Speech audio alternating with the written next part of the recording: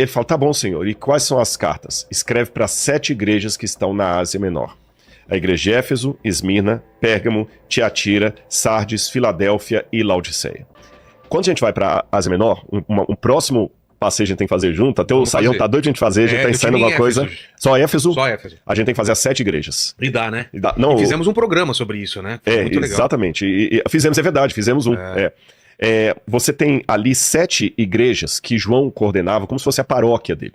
Sim. E essas 7 igrejas representam a igreja de Deus como um todo. E por que ele não deu só para 7 igrejas?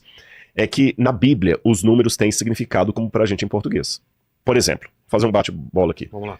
Se eu falar com você assim, aquele cara é nota 10, pode contratar. O que eu quis dizer? Bom, excelente. Se eu falar assim, nossa, que a menina é um 0 que ela vale. Um 0 à esquerda, né? 0 à esquerda, não vale nada. Quando pensa em sorte ou azar, que número que vem à mente?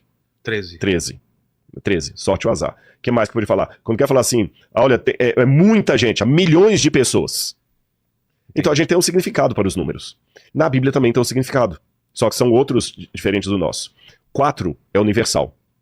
Quando eu quero falar assim, nossa, hoje a gente fala global, né? Hoje, por exemplo, os 4 cantos do mundo. 4 cantos do mundo, os 4 ventos do céu, os 4 norte, sul, leste, oeste, quer dizer, é universal. Hoje a gente falaria global. Outro exemplo da Bíblia, o 7. O 7 é o número da perfeição. 7 arco-íris. O 7º dia, que é o sábado. Quantas vezes eu perdoarei meu próximo? Até 7 vezes. Aí o Apocalipse é cheio de 7. 7 igrejas, 7 anjos, 7... Porque 7 é a perfeição. O 7 engloba o todo. Porque na criação do mundo, Deus criou o mundo em 6 dias e no 7º descansou. Então a semana da criação engloba o todo. 3 também é importante, né? 3 também é um número divino. Nós vamos falar dele daqui a pouquinho. Tá. Então essas 7 igrejas representam todo o povo de Deus. Mas considerando que é passado, presente e futuro, aí eu vou lançar mão de outros livros apocalípticos que foram escritos e que não estão na Bíblia. Sabia que tem outros apocalipses? Só que eles não foram inspirados por Deus. Porque o apocalipsismo, como eu falei, antes de ser algo apenas do profeta de Deus, era um estilo literário que começou a surgir a partir do 7º século a.C. No Antigo Testamento, o livro de Daniel foi escrito em forma de apocalipse. Nesse estilo literário. Entendi. Lembra dos manuscritos do Mar Morto, que já mencionou? A gente inclusive visitou. Para quem não sabe, galera, os manuscritos do Mar Morto foi uma coletânea de pergaminhos antigos de Israel e papiros também, alguns datados de até 200 anos antes de Cristo, que mostram muito do pensamento judaico antes de Jesus nascer. E ali eles têm alguns tipos de literatura que eles falam literatura apocalíptica, que é para falar do fim do mundo, da vinda do Messias e tudo mais. E alguns desses apocalipses, como o Apocalipse das Semanas, Apocalipse dos Animais, eles dividem a história do mundo em períodos, em 7 períodos. Não precisa ir longe. Quando a gente estuda no ensino médio, você não divide a história em história antiga, idade média, idade contemporânea. A gente não divide assim para facilitar. Da mesma maneira eles dividiam. Não que você dormiu na idade média e acordou na idade contemporânea. É uma forma que os historiadores usam para dividir a história, para facilitar o entendimento. Então os apocalipses também faziam isso e outras literaturas. Por exemplo, você tem até historiadores gregos e romanos que dividiam a história em metais. A idade do ouro, a idade da prata, do bronze, etc. E aqui o Apocalipse também parece que divide a história do povo de Deus em 7 períodos. Essa foi a compreensão de muitos pais da igreja, foi a compreensão de muitos autores da Reforma Protestante, da Alta Escolástica, mas hoje está quase em desuso. Poucos teólogos ainda aceitam essa divisão. Eu ainda acredito que ela é válida. Embora é claro que cada carta tem uma mensagem para o cristianismo de uma maneira geral. Mas elas parecem enunciar períodos da história da igreja. A gente teve lá em... Aí, exatamente, olha, que legal. Rigoberto Comeran. Essa aqui é a caverna número 4, é a mais linda que tem. A gente tava aqui, né? Tem um abismo exatamente. Aqui e a gente tava daqui conseguia ver essas cavernas. Nesses pedacinhos aí é que foram encontrados várias cópias do livro de Daniel. Tipo de um... Como que chama? Onde estavam os manuscritos? Rolos. Não, mas eles estavam dentro de vasos grandes. Vasos de barro, exatamente. E galera, sabe como é que isso foi encontrado? Um garotinho beduíno estava procurando as cabras dele, quando ele jogou pedra para ver se as cabras estavam lá dentro, e encontrou jarros que estavam há 2000 anos. E que sorte, né, que elas estavam ainda em bom estado. E curioso, na época da criação do Estado de Israel, né, que foi em 47, 48, criou o Estado de Israel. Agora, então esses apocalipses, eles dividiam a história do mundo. Eu acredito que nessa divisão, nós estamos vivendo agora o período de Laodiceia. Tá. Então vamos falar um pouquinho da carta de Laodiceia. Cada igreja representa, então, um período. Como falei, Idade Antiga, Idade Média, Idade Moderna. E vamos falar de Laodiceia, que é o último estágio. Em todas as igrejas, a gente nota uma coisa curiosa. Já que eu falei que elas são períodos, quando você lê na igreja de Éfeso, Jesus fala o seguinte com o povo. Vou ler para vocês aqui, olha. Arrepende-se e volte à prática das primeiras obras. Se você não se arrepender, eu virei até você e tirarei o seu lugar do candelabro. Por quê? João I teve uma visão de Jesus, onde Jesus estava passeando sobre 7 candelabros, 7 chamas, um candelabro com 7 partes, sabe? E aquele ali representava o povo de Deus. Jesus estava passeando. Imagina como se fosse um cacho de sal, tipo uma menorá judaica. Você não tem nenhuma menorá aqui não, né? Não, ele coloca lá. Coloca aí menorá, o pessoal vai saber o que é. Jesus aparece primeiro para João andando sobre, como se fosse uma menorá, sobre 7 castiçais ali, 7 velas. E cada uma representava uma fase do cristianismo. O que significa Jesus estar andando sobre aquilo ali? Que na trajetória da igreja, ele estará com o povo dele. Ele vai estar com o povo dele. Então Jesus aparece andando, apareceu aí menorá. Ó, isso é um menorá judaico, tá vendo? 7... pode contar, 1, 2, 3, 4, 5, 6, 7. Então João vê um candelabro de ouro e Jesus andando no meio dele, representando que ele estaria andando sobre o seu povo. E cada um vai representar uma das cartas que ele vai enviar depois. E quando ele vai falar para Éfeso, ele fala: Éfeso, você é muito maravilhosa, vocês fizeram muita coisa boa, mas vocês têm um pecado, vocês abandonaram o primeiro amor. Isso é triste. Quer dizer que o cristianismo estava perdendo aquele fervor inicial. E ele fala: eu aconselho você, se arrepende. Se você não se arrepender e voltar às primeiras obras que você fazia, eu virei até você. Eu virei, preste atenção, eu virei. Quando vai para a igreja de Esmirna, que é a segunda fase do cristianismo, ele diz assim, capítulo 2, verso 10. Seja fiel até a morte e eu lhe darei a coroa da vida eterna. Muito bem, eu virei até você, eu te darei a vida eterna. Apocalipse capítulo 2, quando ele fala agora da igreja de Pérgamo, diz assim, olha, capítulo 2, versículo 16. Portanto, arrepende-se, senão virei sem demora. Virei sem demora. Nota a mesma coisa, virei sem demora. A carta Tiatira, que é outro estágio da igreja, estamos andando no tempo. A carta Tiatira, ele também fala o seguinte, olha, Tiatira, capítulo 2, versículo 25. Então somente conserve o que você tem até que eu venha. Você está percebendo a ênfase? Eu venho sem demora, até que eu venha. Quando a gente vai para a igreja de Sardes, o capítulo 3.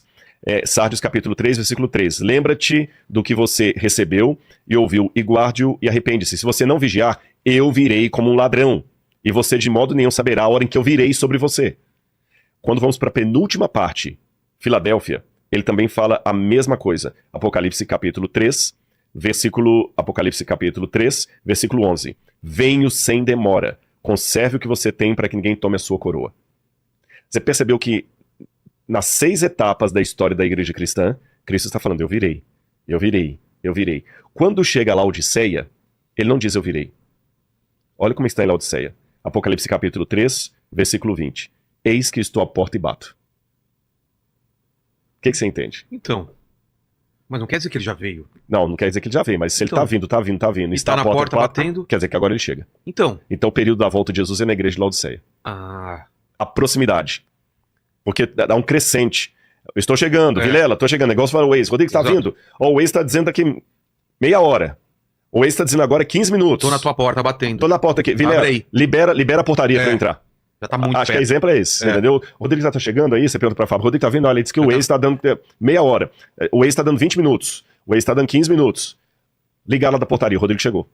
Então, Laodiceia é o período da história do cristianismo que está iminentemente, assim, colado na volta de Jesus. Note que aqui não fala, guarda a tua coroa, eis que venho sem demora, estou vendo, de modo não se saberá, estou à porta e bato. Então, se estamos vivendo no período de Laodiceia, estamos vivendo na fase mais importante do cristianismo, porém, a fase mais triste. Posso ler a carta de Laodiceia? Claro. É a única que vou ler. Tá cansativo ou tá dando pra entender? Não, tá. A galera tá entendendo, gente? Aí vocês podem até participar aí também e tal. Vamos lá. Ao anjo da igreja em Laodiceia, escreve: estas coisas diz o Amém, a testemunha fiel e verdadeira, o princípio da criação de Deus. Eu conheço as obras que você realiza, que você não é frio nem quente. Quem dera você fosse frio ou quente. Assim que você é morno e não é quente nem frio, estou a ponto de vomitá-lo da minha boca. Isso aqui é interessante. Isso é muito citado, né? Porque, olha que interessante. Hoje a gente vive num mundo que todo mundo fala que a virtude está no meio, para citar Aristóteles, a Ética Nicômaco. Você tem que ser equilibrado em tudo. Parece uma frase correta, não parece? Temos que ter equilíbrio em tudo. E se eu te falar que essa frase é biblicamente errada? Vou mostrar por que ela é biblicamente errada. Galera, a frase que eu estou questionando é temos que ter equilíbrio em tudo. Aí de repente você pode falar, Rodrigo, então temos que ser desequilibrados? Ninguém quer ser fanático. Tem que beber muito, comer muito. Tem que... Exatamente, não. Você tem que ter equilíbrio em tudo. Vamos ver. Olha o que Jesus fala. Quem dera você fosse frio, frio é um extremo. Quente é outro extremo. Correto? O morno é o equilibrado. E a Bíblia fala que Jesus vomita o morno. Então quer dizer que ele vomita o equilibrado? É. Olha que louco isso aqui. Porque quente, como eu falei, é um extremo. Frio é outro extremo. O morno é o que está equilibrado entre os dois ali. E Jesus fala, você é morno, eu vou vomitar você. Sabe por que Jesus vai vomitar os mornos? É porque o perigo dessa frase, temos que ter equilíbrio em tudo, está com a última parte dela, Vilela. Eu não tenho que ter equilíbrio em tudo. Eu tenho que ter equilíbrio nas coisas do bem, nas coisas de Deus. Por exemplo, eu tenho que ter equilíbrio entre o lazer e o trabalho. Sim. Mas eu não tenho que ter equilíbrio entre o céu e a terra, entre o inferno e a terra. Sim, aí não. O inferno e o céu. Eu não tenho que ter equilíbrio entre a fidelidade e a infidelidade. O bem e o mal. O bem e o mal. Eu tenho que ter um equilíbrio entre Deus e Satanás. Não existe isso. Então o perigo dessa frase, por isso que eu falei que ela é muito sutil. Tudo, né? Eu tenho que ter equilíbrio em tudo? Não. Tem coisas que você tem que firmar uma posição. Ser radical. Ser radical. E as pessoas não querem ser radicais. Essa palavra radical as pessoas entendem errado, mas tem certas coisas que você é radical. Sabe o que significa radical? Radical. Ter raiz. Exato. Posso roubar ou não? Não, você tem que ser radical. É errado roubar. É errado trair. É errado mentir. Sabe? Não tem meio termo, né? Só que as pessoas hoje elas estão querendo ter o meio termo pra tudo. Porque não se envolve, não... Exatamente. Por isso Jesus fala que ele vomita os equilibrados. E ele fala que essa Laodiceia, ela era muito rica. Ela fala assim, olha, você diz, eu sou rico, estou bem de vida e não preciso de nada, mas você não sabe quem é infeliz. Sim, miserável, pobre, cego e nu. Eu aconselho que você compre de mim ouro refinado pelo fogo para que você seja de fato rico. Compre vestes brancas para se vestir, a fim de que a vergonha da sua nudez não fique evidente, e colírio para ungir os seus olhos, a fim de que você possa ver. Olha que interessante, essa carta à igreja de Laodiceia, porque temos que lembrar uma coisa, pessoal, lembra, nós estamos dividindo simbolicamente a trajetória do cristianismo em 7 partes. E como é simbolicamente, ele coloca como símbolo de cada parte uma carta para uma igreja, certo, que trata de um problema local, simbolizando um problema futuro que a igreja passaria.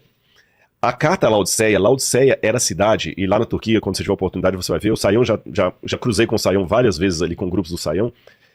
Laodiceia é um paradoxo, porque Laodiceia, ela tinha a maior produção têxtil de toda a Ásia Menor. Toda a produção têxtil. Eles produziam um tipo de lã escura, de cabra, e essa lã era caríssima. Então a moda na época era produzida em Laodiceia. Mas era pra roupa, não pra pergaminho. Não, pra roupa. Era lã mesmo. Porque lá na Turquia tem um lugar... Tem, é pérgamo. Mas aí é o couro. Exatamente. Não, aqui era lã pra roupa. E olha que interessante, Jesus fala que ela estava nua. Poxa, falar que uma cidade que produz...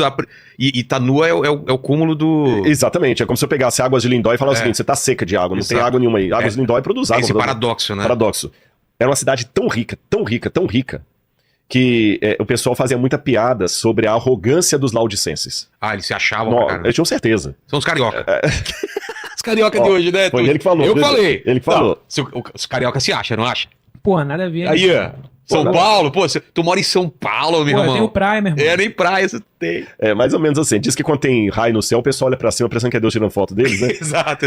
Laodiceia não é lindo lá, né? Vamos falar o quê? É lindo. E Laodiceia também era bonito. Era bonito? Linda, uma cidade.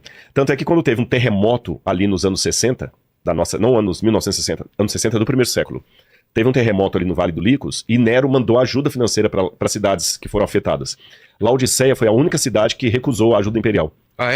Tipo, a gente não precisamos. Ficaram ofendidos ainda. A gente dá conta. Quem que o imperador acha que é? Nós vamos pegar só um dos nossos empresários aqui, tinha um cara chamado Polemos, que ele sozinho mandou refazer todo o estádio da cidade com capacidade para 30 mil pessoas. Entendi. Só um cidadão. O Polemos tinha até moeda própria. Então, era o Elon Musk que morava lá. Você entendeu? Então a cidade era rica. Produtora de têxtil, de tecido e rica. E Jesus fala que ela era pobre e nua. E para completar a ironia da carta apocalíptica, Laodiceia tinha a maior escola de oftalmologia de toda a Ásia Menor. Naquela época? Naquela época. Inclusive faziam operação de catarata, faziam várias cirurgias. Essa é Laodiceia. Essa aqui, inclusive a colunata de Laodiceia. Isso aqui a cidade também tem Dicamanos e Manos, são as duas ruas principais. Essas colunas que o pessoal está vendo aí, do lado ficavam sempre lojinhas. Entendi. Inclusive, por coincidência, você pegou uma foto, não vai dar para mostrar aqui, mas ali entre as duas colunas do meio ali, tem uma coisa bem preservada lá, o dia que for eu vou te mostrar. Sim. Que é como se fosse um jogo de gamão na porta ainda da época. Sim, que a galera sentava e ficava jogando ali, da época. Então, hoje tá tudo destruído, mas na época isso aqui é como se fosse a Quinta Avenida de Nova York, nós achamos Eliseu lá de Paris, movimentada, riquíssima.